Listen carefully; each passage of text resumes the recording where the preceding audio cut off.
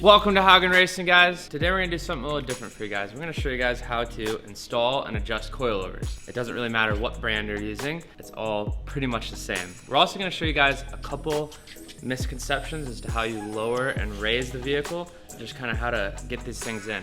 The greatest benefits of coilovers, one, looks. You can lower your car down, get a really nice looking stance. And two, you now have adjustability. Whether you already have like a stock style coilover where the spring is on the shock, or you have a separate spring and shock, going to a true coilover where the spring is on the shock is gonna be a great upgrade for you guys. You also have the adjustability of like compression and rebound depending on the coilover, as well as preload, height adjustment, and then some of them will even give you camber and caster adjustment on the top plates. Let's check these out, and we're gonna kind of show you guys what a coilover actually does and kind of what we're working with today.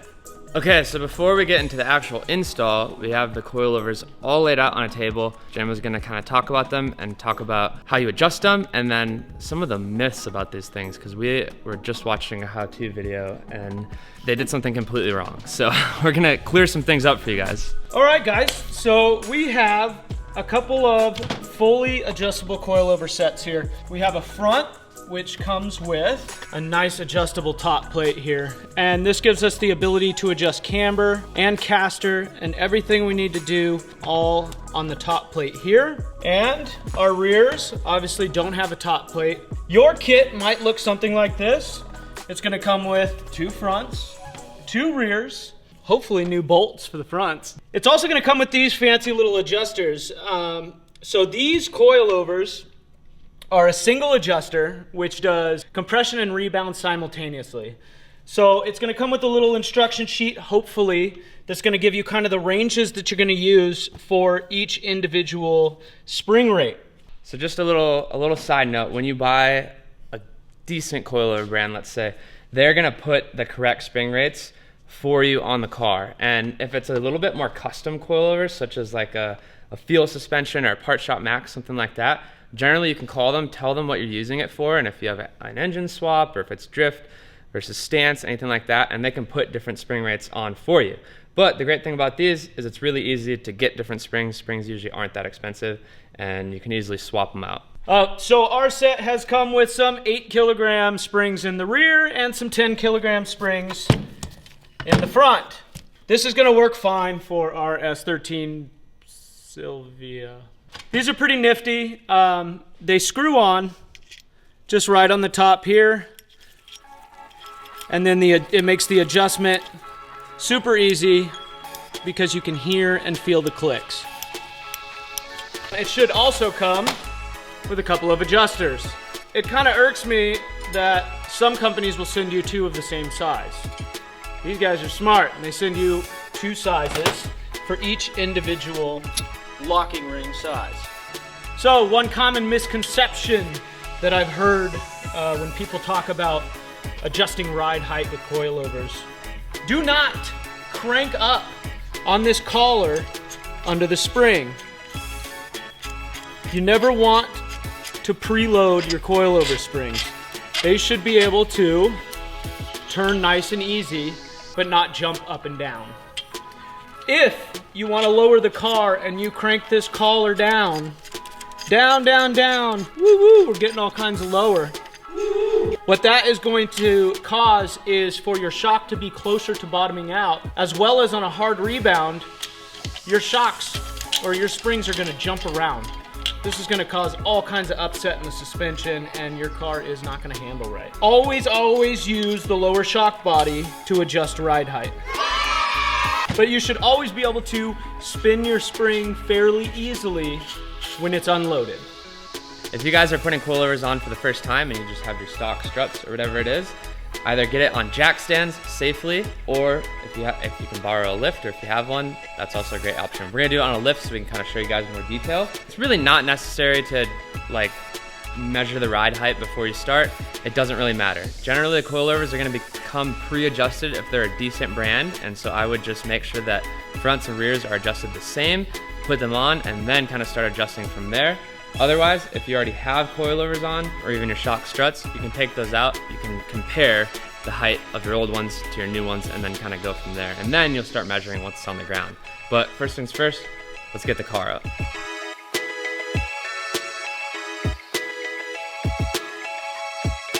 So the nice thing about coilover install is this can all be done with basic hand tools. Impact, or even any kind of just big wrench so you can get the wheels off. Just some box end wrenches, either standard or metric. Generally it's gonna be metric these days. And then a nice socket set. And that should really be all you need. Maybe like a little hammer. Yeah, that's pretty much it. There's no cutting required, no fabrication, nothing like that. First, we're gonna grab our impact, get our wheel off. And pull that wheel right off. Next thing we're gonna do is we're gonna get this brake caliper out of the way. It's a great idea to have some sort of tool or bucket or some way to set the caliper or hang the caliper so you don't put abnormal stress on your brake lines. So we'll turn this wheel so we can get to our 19 millimeter.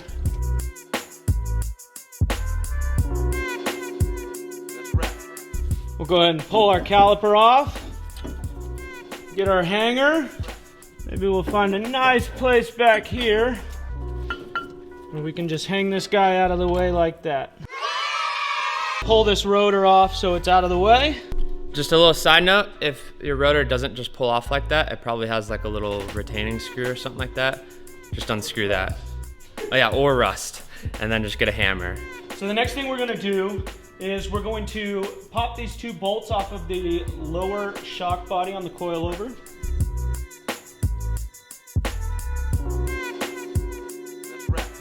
So what I like to do is always put my nuts back on my bolts so we don't have a bunch of loose nuts rolling around on the floor. So here's where your hammer might come in handy. But I got this hammer hand. So we're good and loose. We can just move our knuckle out of the way and we'll move on to the top bolts. So we're just gonna break these top 3 bolts loose here. And then after they're all broken loose, we should be able to hold the coilover on the bottom.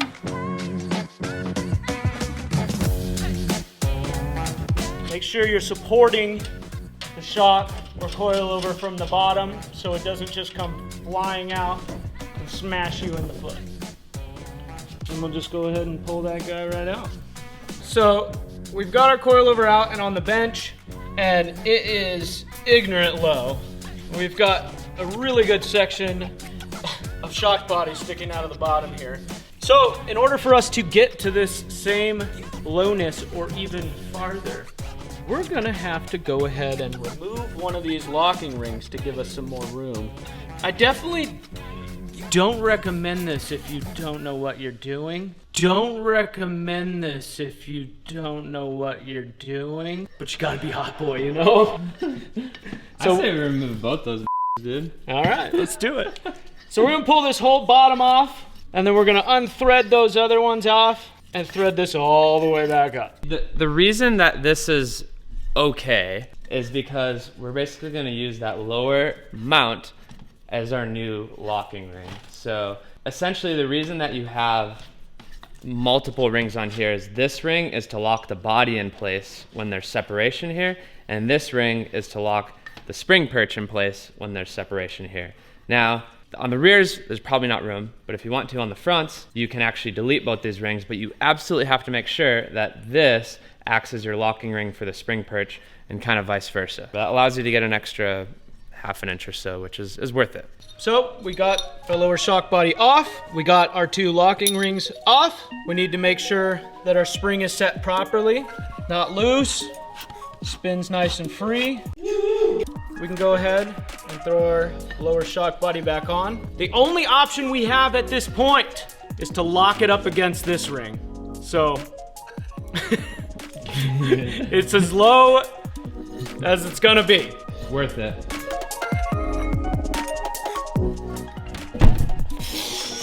All right, so we got the lower shock body back on. We're gonna go ahead and toss it in the car. Basically going to reverse the procedure from before. And as we're putting this on here, there's something I wanted to point out.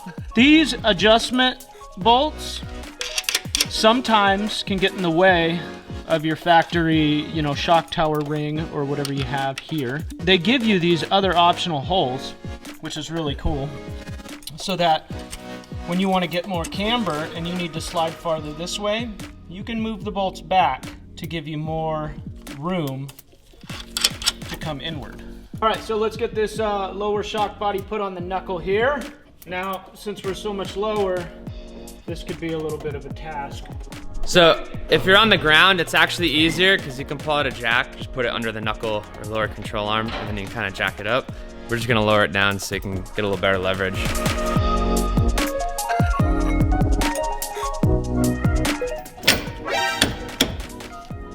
Okay, so we're gonna get these tightened down.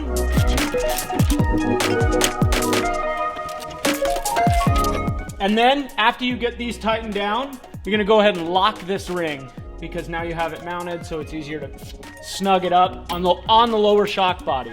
Don't go up on the spring, just lock it down onto the lower shock body. We're gonna grab our locking ring tool. I don't know what the name of these things are, but it just has a little notch here that you put in one of the notches, and then we'll just snug that baby down right there. So we're gonna go ahead and put our brake components back on. Now remember which way your brake line was routed. We came around that side. And now,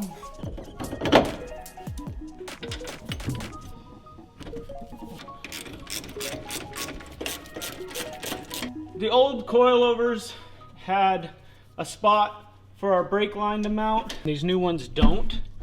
So I'm just gonna kind of make one by running a zip tie here around the shock body and a second one through the back and through that other zip tie. And we want to give ourselves a decent amount of slack and then test our range of motion. That looks good. And also, don't be an animal, okay? Get some flush cuts. Nobody likes to be cut by a dagger when they're working on their car. And guess what? The person who's gonna get cut is you. And the person who cut those daggers was probably you. All right, let's get our wheel on. Run these on, but don't be crazy. And please torque your wheels every time. Because if your wheel falls off at a drift event, people are gonna be pissed. All right, so for us to get the camber that we desire, which is usually about 4 degrees is typically what we run up front, we're gonna need to move these 2 bolts on this side back to the hole right behind them.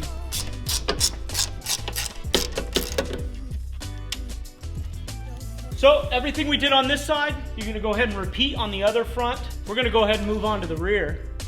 We'll start with taking the wheel off.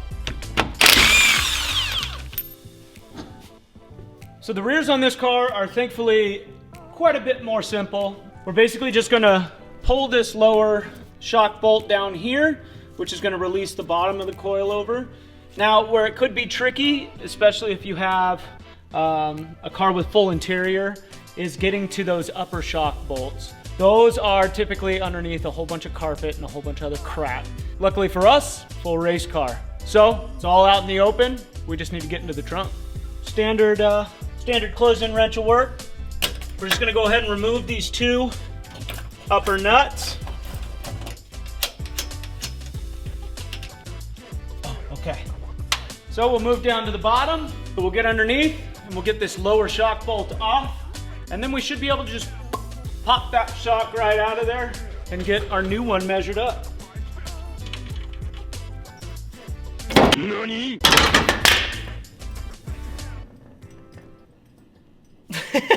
Now that we have our old one out, we're gonna go ahead and figure out where we're gonna set our rears to start. For me, and us at Haugen Racing, we just can't help but be ridiculous. So, we're gonna go ahead and just kind of bottom these shock bodies out and run them as low as they'll go.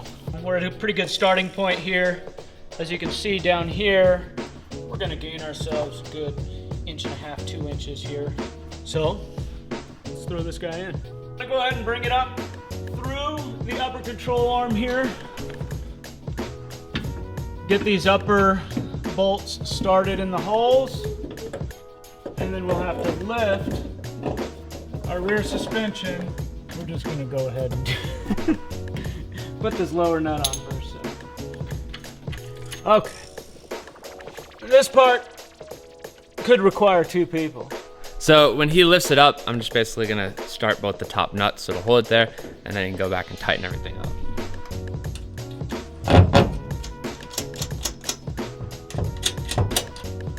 Now we'll go ahead and get our top bolts tightened, or nuts, as it were.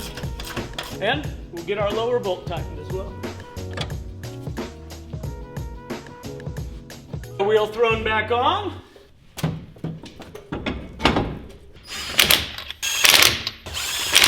I'm gonna get the other sides done, and then we're gonna go ahead and see how it looks. Check back. Okay, so we got all 4 corners done now. The next step, we want to talk about the dampening a little bit. So that's compression and rebound. So it depends on the coilover you have. You may be able to adjust compression and rebound separately, or even low and high speed. Generally though, it's gonna be compression and rebound together. So look up in the directions or online as to how many clicks it has. And so that's essentially how many range of adjustment it has. These coilovers are like an ultra high range, so they actually give us recommended settings depending on what spring rate you're using. But generally a good rule of thumb is just start in the middle on all 4 and then just kind of go drive it. And you know, if the front is kind of bouncy and loose, tighten them up a little bit. If it seems too stiff, loosen them a little bit. Check your tire wear in the rear and kind of feel how it grips up. You'll kind of figure out your adjustment, and then you may even adjust per track. So the recommended setting for the fronts on these, since it's running a 10 kilogram coil, is 12 to 18 clicks from full soft. Got these at full soft, and we're gonna go ahead and, I don't know, let's start at about 15, somewhere in the middle. So we'll turn it, and you can audibly hear those clicks. There we go.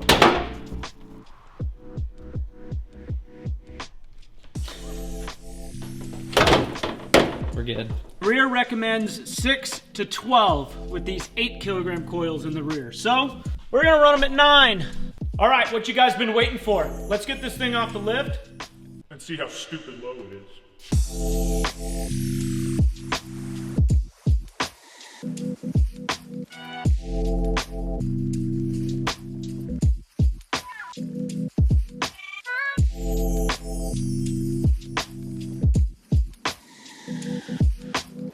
Okay guys, so now that you have all 4 of your coilovers on your car, it looks sick as hell. You're gonna wanna go around and you're gonna wanna check all of your ride heights, make sure everything is even.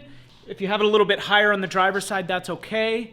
Given when the driver sits in it, it's gonna sit down just a little bit, but not much. And then you're gonna wanna go around, and if you have the ability, check all of your alignment specs. Get everything back in spec to what you like or what you prefer driving. If you don't, find someone who can. Most alignment shops might do it for you, but a lot of these guys are hands off on the drift stuff. So check your ride height, check your alignment, and make sure nothing is rubbing. Us, as you can tell in the front, as you probably saw in those cinematics, I'm gonna have to go in here and do a bunch of moving. Massaging, there you go, massaging of some body panels, as well as, you know, making this fitment back here a little bit prettier. But other than that, we're good to go. Last but not least, torque those wheels. But that's pretty much it, guys. I hope this was helpful. We get asked these kind of questions all the time, so we're here for you guys, here to help. Check out all the other videos. We do all sorts of real life drifting, sim drifting. We got a crazy RB30 swap Tacoma build going on right now. I can't remember what else we do. React videos, we got all sorts of so check out all those videos, hit that subscribe button, and make sure you click the little bell to turn notifications on and enable notifications on your device as well, so you actually get them. Again, we upload 5 times a week, so see you guys in a couple days. Peace.